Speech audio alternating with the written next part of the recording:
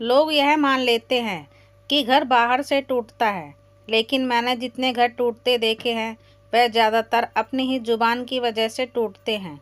आदमी सोचता है कि जो अपना है उससे क्या छुपाना, और यही सोच उसके घर की सबसे बड़ी भूल बन जाती है।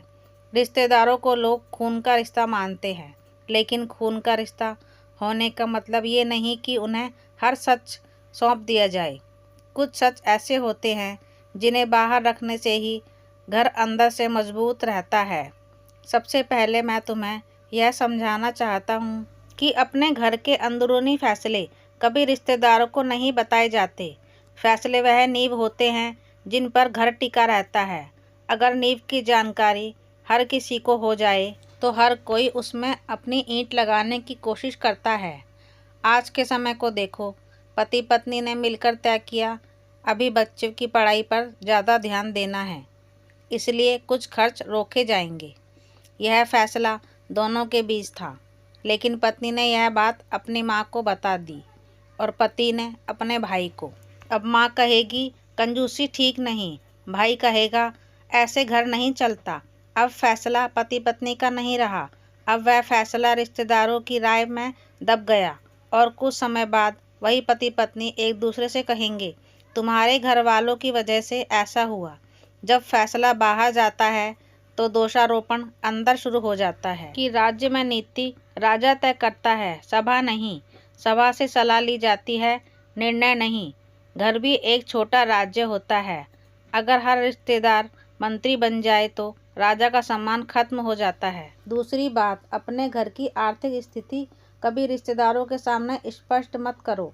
ना अपनी कमजोरी बताओ, ना अपनी मजबूती। धन की बात वही आग है जो ठंड में भी जलाती है।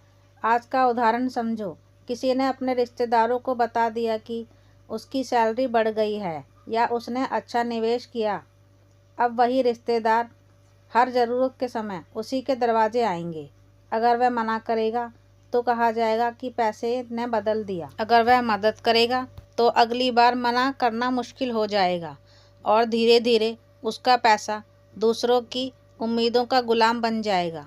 दूसरी तरफ अगर किसी ने यह बता दी कि उसके ऊपर कर्ज है तो वही रिश्तेदार सम्मान की जगह सलाह देंगे, ताने देंगे और उसकी बातों को हल्के में लेंगे। धन तभी सुरक्षित रहता है जब वह दिखता कम है। जो अपनी आर्थिक स्थिति सबको बताता है वह खुद को दो तरफा कमज़ोर करता है, उम्मीदों से भी और तानों से भी। तीसरी बात, अपने घर के झगड़े कभी रिश्तेदारों तक मत पहुंचने दो। झगड़ा दो लोगों के बीच रहता है तो सुलझ सकता है, लेकिन जब वह कहानी बन जाता है तो फिर उसका समाधान नहीं होता। आज लोग छोटी बातों पर फ़ोन उठाते हैं, उसने मुझसे ऐसी बात की, उसने बात नहीं मानी। रिश्तेदार सुनते हैं लेकिन सुनकर समाधान नहीं देते। वे अपने अनुभव, अपनी नाराज़गी, अपने अधूरे रिश्ते उनमें मिला देते हैं। अब वही झगड़ा जो शाम तक खत्म हो सकता था महीनों तक चलता है। और जब पति पत्नी फिर से ठीक होना चाहते हैं तो रिश्तेदार कहते हैं हमें सब पता है, ऐसे कैसे भूल जाएं। घर के झगड़े अगर बाहर चले जाएं तो वापस नहीं आते। चौथी बात, अपने घर के किसी सदस्य की कमजोरी कभी रिश्तेदारों को मत बताना। कमजोरी चाहे भावनात्मक हो, मानसिक हो या परिस्थितिजन्य, क्योंकि रिश्तेदार उन कमजोरियों को समझने के लिए नहीं, इस्तेमाल करने के लिए याद रखते हैं। आज के समय में देखो, किसी ने कह दिया कि उसकी पत्नी बहुत सीधी है, या उसका बेटा ज़्यादा विरोध नहीं करता, या उसकी माँ जल्दी दुखी हो जाती है। अब हर कोई उसी व्यक्ति से एडजस्टमेंट करने की उम्मीद करेगा।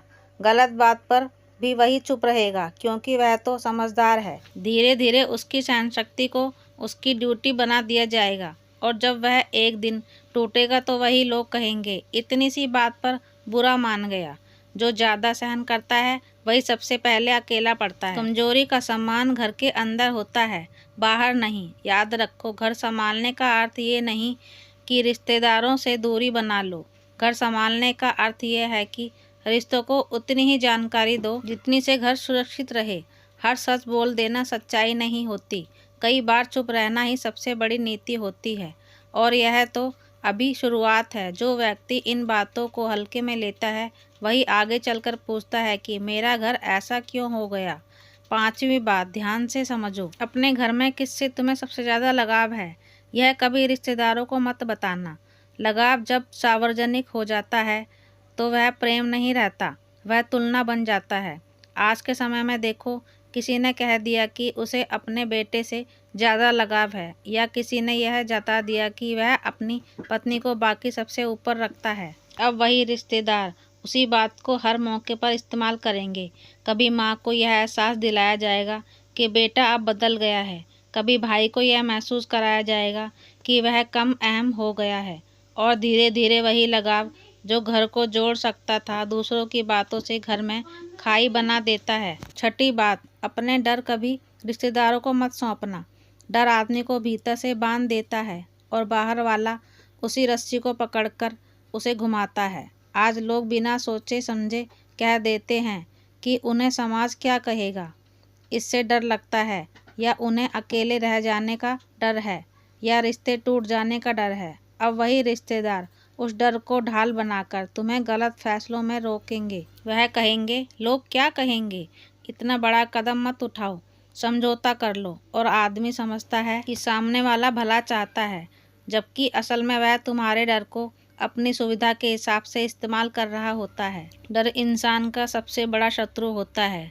जो अपने डर दूसरों को बता देता है वह अपनी स्वतंत्रता खुद ही गिरवी रख देता है। 7वीं बात, अपने घर की भविष्य की योजनाएं रिश्तेदारों के सामने कभी मत खोलना।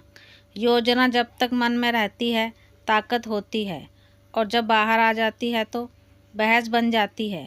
आज का उदाहरण, लोग किसी ने बता दिया कि वह शहर बदलने की सोच रहा है, या नया काम शुरू करना चाहता है, या अलग घर लेने की योजना है। अब 10 रिश्तेदार 10 राय देंगे। कोई डराएगा, कोई तुलना करेगा, कोई अपनी सफलता का उदाहरण देगा, और धीरे धीरे वही योजना बोझ लगने लगेगी। कई बार आदमी काम शुरू होने से पहले ही थक जाता है। युद्ध की घोषणा युद्ध से पहले नहीं की जाती, पहले तैयारी होती है, फिर परिणाम दिखता है। घर की योजनाएं भी इसी नियम पर चलती हैं। 8वीं बात, अपने घर में कौन किस पर निर्भर है यह कभी रिश्तेदारों को मत बताना। निर्भरता अगर बाहर दिख गई तो सम्मान अंदर से चला जाता है। आज के समय में देखो, किसी ने कह दिया कि घर पत्नी की कमाई से चलता है, या माता पिता बेटे पर निर्भर हैं। अब वही रिश्तेदार ताने देंगे, सलाह देंगे, और हर बातचीत में यह बात गुस्सा देंगे, और धीरे धीरे वही निर्भरता जो समय की ज़रूरत थी शर्म का कारण बन जाती है। घर के भीतर लोगों के बीच बराबरी खत्म हो जाती है। 9वीं और आखिरी बात, जो सबसे ज़्यादा लोग करते हैं, अपने घर की असली समस्या कभी रिश्तेदारों को मत बताना, क्योंकि समस्या सुनकर कोई उसे हल नहीं करना चाहता, हर कोई बस अपनी राय देना चाहता है। आज जो लोग कहते हैं कि हम सलाह लेने गए थे, लेकिन सलाह और दखल में बहुत छोटा फ़र्क होता है। रिश्तेदार जब समस्या जानते हैं तो वह खुद को उस घर का हिस्सा समझने लगते हैं, फिर हर फैसले में उनकी राय जरूरी हो जाती है, और जब बात बिगड़ती है तो वही लोग पीछे हट जाते हैं और कहते हैं, हमने तो बस कहा था। जो समस्या का बोझ उठाने को तैयार ना हो उसे समस्या बताना मूर्खता है। इन 9 बातों को समझ लो।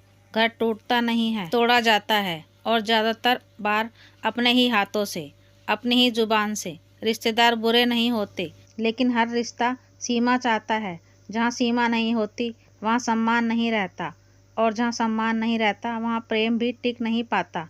अब जो बचता है वह समझें इन नीतियों को जीवन में कैसे उतारना है, कैसे बिना रिश्ते बिगाड़े घर को मजबूत रखना है। वही असली विद्या है, और वही मैं तुम्हें आगे समझाने वाली हूँ। अब जो मैंने तुम्हें बताया वह नियम नहीं है, चेतावनी आम है।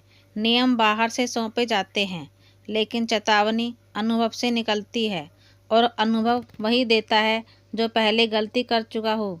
ज़्यादातर लोग इन बातों को तब समझते हैं जब घर में शांति नहीं बसती, रिश्ते बोझ लगने लगते हैं, और आदमी अपने ही घर में खुद को अकेला महसूस करता है। अब समझो असली बात, घर को बचाने के लिए रिश्तेदारों से लड़ने की ज़रूरत नहीं होती, बल्कि खुद को नियंत्रित रखने की ज़रूरत होती है। लोग सोचते हैं कि अगर वह चुप रहेंगे तो रिश्ते कमज़ोर पड़ जाएंगे। लेकिन सच यह है कि अनावश्यक बोलना ही रिश्तों को कमज़ोर करता है। जो रिश्ते हर सच जान जाते हैं वह रिश्ते नहीं होते, वह नियंत्रण बन जाते हैं। आज के समय में आदमी सबसे ज़्यादा यही गलती करता है कि वह भावनात्मक राहत के लिए गलत जगह चला जाता है। उसे घर में तनाव है तो वह रिश्तेदारों को फ़ोन करता है, उसे आर्थिक दबाव है तो वह किसी अपने को बता देता है, उसे निर्णय लेना है तो वह हर किसी से राय लेता है। उसे लगता है कि बात करने से मन हल्का होगा। मन हल्का तो होता है लेकिन घर भारी हो जाता है, क्योंकि जो बात तुमने आज हल्के में से कही वही कल तुम्हारे खिलाफ इस्तेमाल की जा सकती है। हर व्यक्ति को तुम्हारी बात सुनना है, वह तुम्हारा हितैषी नहीं होता।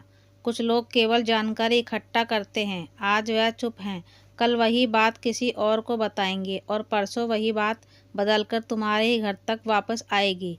अब यह भी समझ लो कि रिश्तेदार बुरे नहीं होते, वह बस इंसान होते हैं। इंसान की सबसे बड़ी कमजोरी यह है कि वह तुलना करता है। जैसे ही उसे पता चलता है कि तुम्हारे घर में क्या चल रहा है, वह उसे अपने घर से, अपने जीवन से, अपनी असफलताओं से तुलना करने लगता है। और उस तुलना में कभी तुम्हें छोटा दिखाया जाएगा, कभी तुम्हारे घर वालों को। यही तुलना धीरे धीरे ईर्ष्या बनती है और ईर्ष्या सलाह के रूप में सामने आती है। आज का जीवन देखो, सोशल मीडिया पर लोग जितना दिखाते हैं असल में उससे कहीं ज़्यादा छुपाते हैं। लेकिन घर की बातों में लोग इसका उल्टा करते हैं। जहाँ छुपाना चाहिए वहाँ दिखा देते हैं, जहाँ छुपा रहना चाहिए वहाँ बोल देते हैं और फिर कहते हैं कि रिश्ते पहले जैसे नहीं रहे। मैं तुम्हें एक बात साफ साफ समझा रही हूँ, जो व्यक्ति अपने घर की सीमाएं तय नहीं करता उसके लिए दुनिया सीमाएं तय करती है, और दुनिया की तय की गई सीमाएं हमेशा कठोर होती हैं। घर की सीमाएं अगर खुद तय कर ली जाएं तो रिश्ते भी सुरक्षित रहते हैं और आत्मसम्मान भी। अब यह भी समझो कि चुप्पी का मतलब डर नहीं होता, चुप्पी का मतलब समझदारी होता है। हर सवाल का जवाब देना जरूरी नहीं, जिज्ञासा को संतुष्ट करना जरूरी नहीं, हर रिश्ते को हर बात बताना जरूरी नहीं। कुछ बातें केवल उन लोगों के बीच रहनी चाहिए जो उस घर की जिम्मेदारियां उठाते हैं, उस घर के भविष्य से जुड़े होते हैं। आज लोग कहते हैं कि हम तो अपने हैं, हमसे क्या छुपाना। यही वाक्य सबसे ज़्यादा घर तोड़ता है, क्योंकि जो यह कहता है वही कल ये भी कह सकता है कि हमें सब पता है। और जब किसी को सब पता होता है वह खुद निर्णय लेने का अधिकारी समझने लगता है। जो राजा हर बात जनता को बता देता है वह जल्द ही राजा नहीं रहता, लेकिन जो राजा सही समय पर सही बात बताता है वही लंबे समय तक शासन करता है। घर भी एक राज्य है और उसका राजा वही होता है जो कम बोलकर ज़्यादा सोचता है। अब आखिरी बात समझ लो, अगर कभी मन भारी हो, अगर कभी लगे कि बात करने की ज़रूरत है तो रिश्तेदार नहीं, समाधान ढूंढो। समस्या बताने से समस्या हल नहीं होती, समाधान खोजने से होती है। और समाधान वही देता है जो निष्पक्ष हो, ना कि वह जो भावनात्मक रूप से जुड़ा हो। घर को बचाने के लिए सबसे पहले अपनी जुबान पर नियंत्रण रखो। जो आदमी यह सीख लेता है उसके घर में शांति बाहर से नहीं अंदर से आती है। रिश्ते बोझ नहीं लगते क्योंकि उसमें दखल नहीं होता, प्रेम बचा रहता है क्योंकि तुलना नहीं होती, और सम्मान बना रहता है क्योंकि सीमाएं स्पष्ट होती हैं। याद रखो, घर को संभालने के लिए ताले नहीं चाहिए, समझ चाहिए, दीवारें नहीं चाहिए, विवेक चाहिए। और सबसे बड़ी बात, हर सच बोलने की आदत छोड़नी पड़ती है, क्योंकि जो आदमी सब कुछ बोल देता है वह धीरे धीरे सब कुछ खो देता है। यही नीति है, यही विद्या है और यही वह समझ है जो घर को वर्षों तक, पीढ़ियों तक सुरक्षित रखती है। धन्यवाद।